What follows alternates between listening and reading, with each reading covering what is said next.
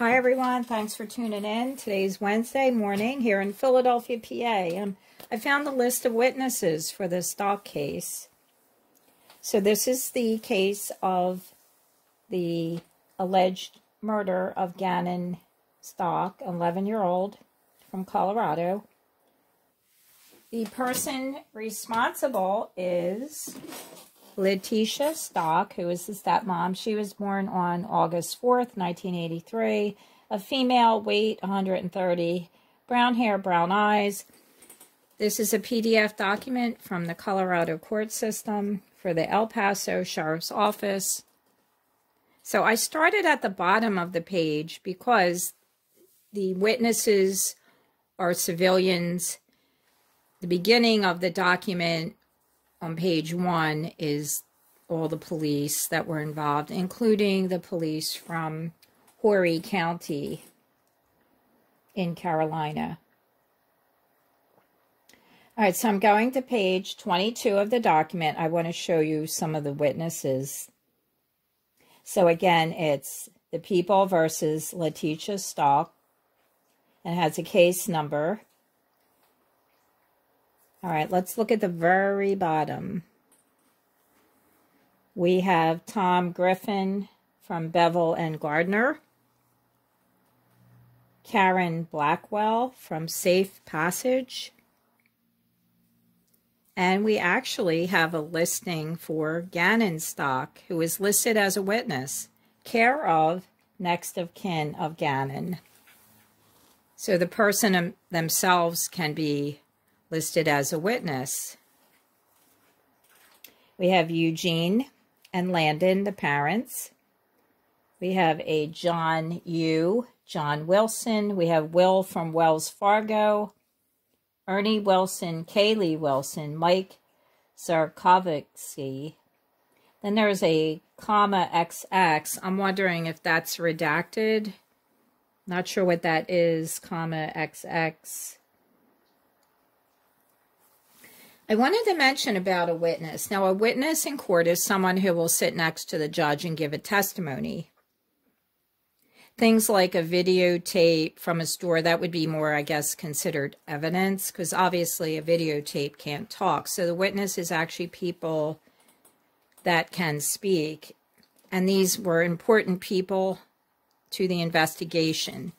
Now, I did read about a story of a waitress who was witness to a robbery at a restaurant. And when the sheriff came in, he wrote down the names of all the people that were witnesses, because obviously they might need to contact them later.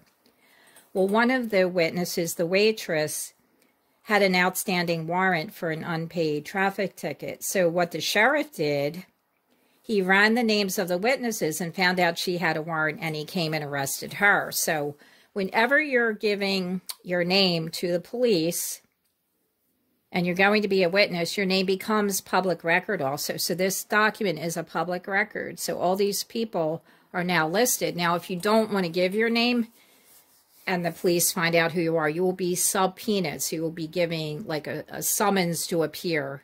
Whether you like it or not, you will be required to testify. But of course, then you have the ability to plead the Fifth.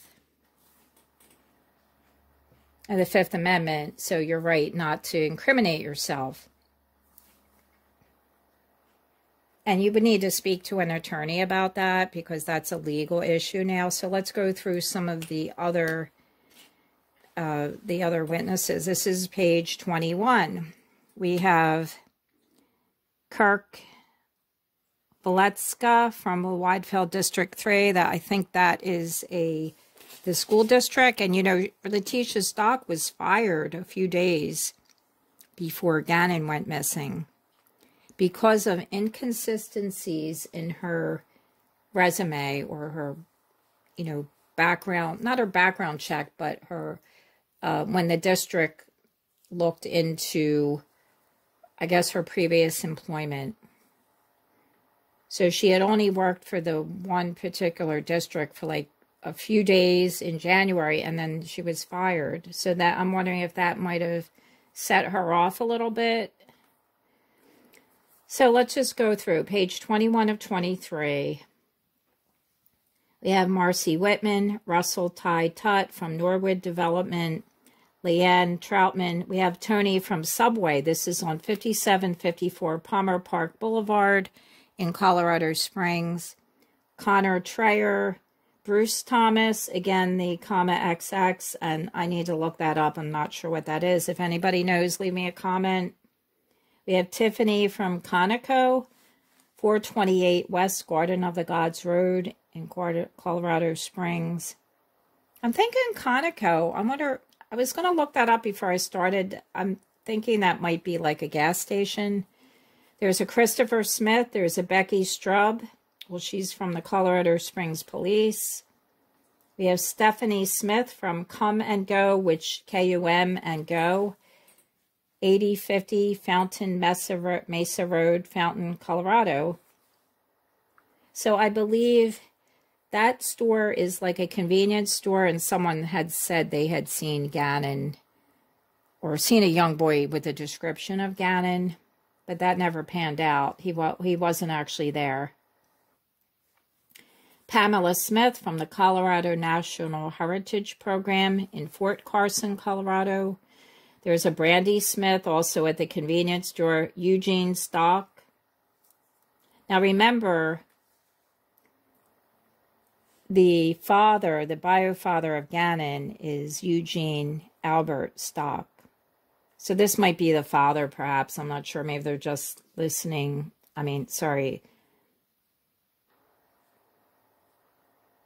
They're putting the name of the father or Al's other name. I'm not sure who that is exactly. But anyway, let's go on. We have Francis Slimsky from Easy Lock. Tristan Scher, David Silva from Verizon. We have Elena Altok. I don't know who that is.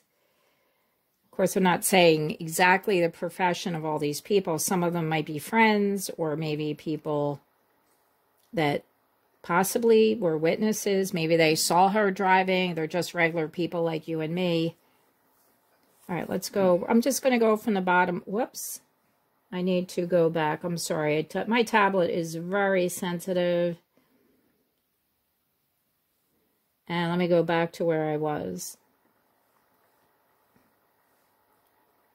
Okay, I did that. Okay, so now we're on page 20. I'm not going to read all 20 pages. It'll take a long video, but I just wanted to show you how if you are a witness in one way or another, you will be on the public records.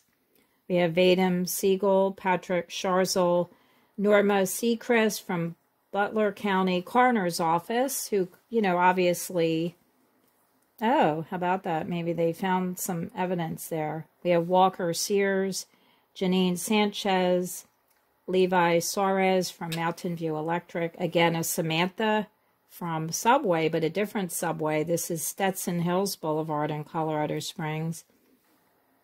Somebody from Synchrony Bank, Sandra Roberson. Wells Fargo, Rachel, Jason Reynolds, American Express. And these maybe are from the credit card companies. Maybe they bring them in. They say, yes, she went to Home Depot and purchased a shovel. Now, this is speculation. I'm just giving an example. Like if somebody went to a store, of course, and she purchased significant equipment, then they would be the witness also. Principal Paul from Green Mountain School. Let's go to the next page, page 19.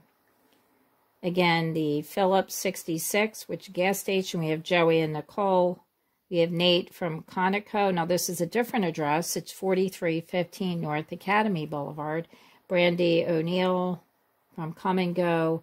Wayne Moore from Mike Maroon Volkswagen. And here's Avis Rental. We know that she rented a car. Enterprise rent a car. So possibly she contacted Avis or Enterprise to see if they're renting cars available. Something like that. I'm just, of course, speculating. We have Petco loss prevention. Now, there was rumor that she said she left her phone at the Petco, I believe it was. So maybe when they found the phone, they put it in loss prevention. And that would be a ploy. I left my phone there, but I did leave my phone. That way no one can trace me. But cars have GPS and cars can be traced. So be interesting to see if they could open up the document. We could see the probable cause. How did the sheriff arrest her? They had to have some specific evidence. Now, remember when they were searching and they were using the sifters? And they are sifters that the FBI uses, but they're also used to sift out small things like in a fire. So I'm wondering if they were looking for, you know, some like physical evidence for Gannon. Obviously they were, but I mean, I don't want to be too graphic, but I'd hate to say that she dismembered him. We don't know yet. I mean, I hope that this does go to trial. We want to know what she did, because it will make us hate her more. And I call her the lying brioche loaf of moldy bread. The lying brioche loaf of moldy bread. Because moldy bread is disgusting. I cannot stand looking at her face. I will not put her face on my thumbnails.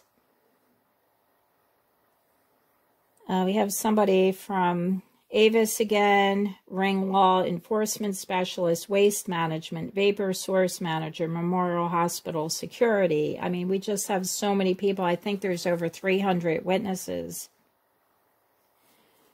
Again, somebody from the school district. So I just want to go up. These are basically just, you know, citizens, not law enforcement. I mean, there were a few law enforcement.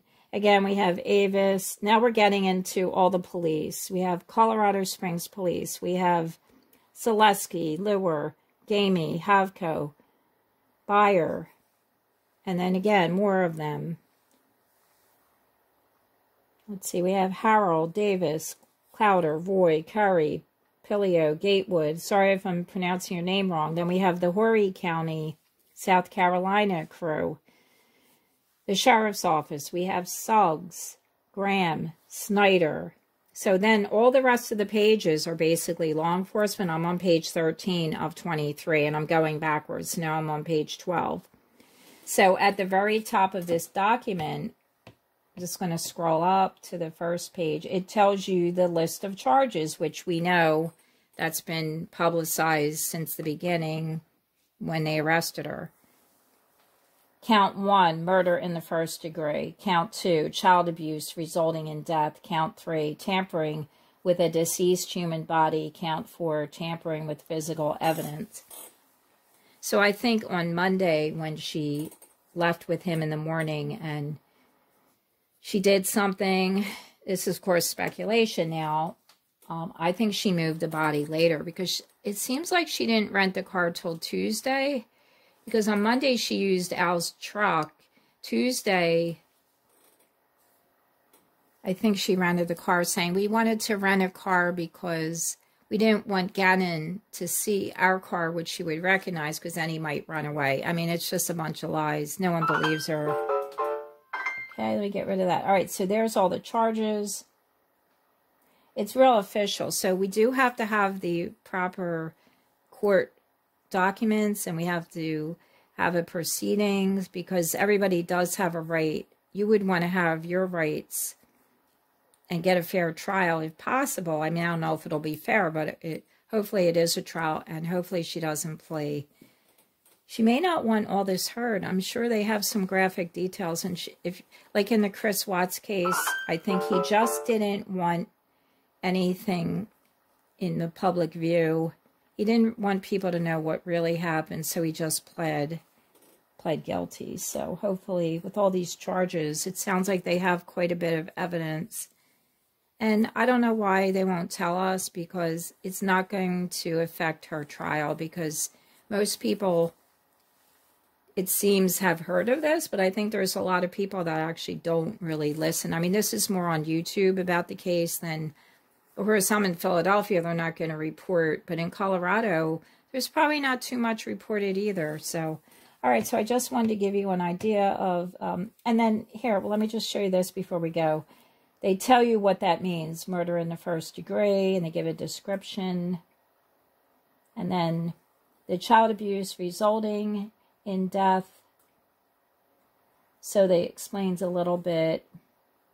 It says, okay, let me just read this one. Letecia Stauch unlawfully, feloniously, that's hard to say, knowingly or recklessly caused an injury to or permitted to be unreasonably placed in a situation that posed a threat of injury to the life or health of a child, namely Gannon Stauch, and engaged in a continued pattern of conduct that resulted in cruel punishment or mistreatment that resulted in the death of the child. So it sounds like they're going to establish that she had previously done things to Gannon that we are not being told about. Number 3 was tampering with a deceased human body. She acted without legal right or authority, destroyed, mutilated, concealed, removed, or altered a human body, part of a human body, or human remains. So I think that when they were searching with the sifters on the highway, what was that, Highway 105, I believe they must have found things like pieces, or I don't know. It's too much to talk about. So let's move on, and I'm going to let you guys go, and I'll see you on the next one. Thank you so much. I appreciate all the new subscribers. Give me a thumbs up, and I'll see you on the next one.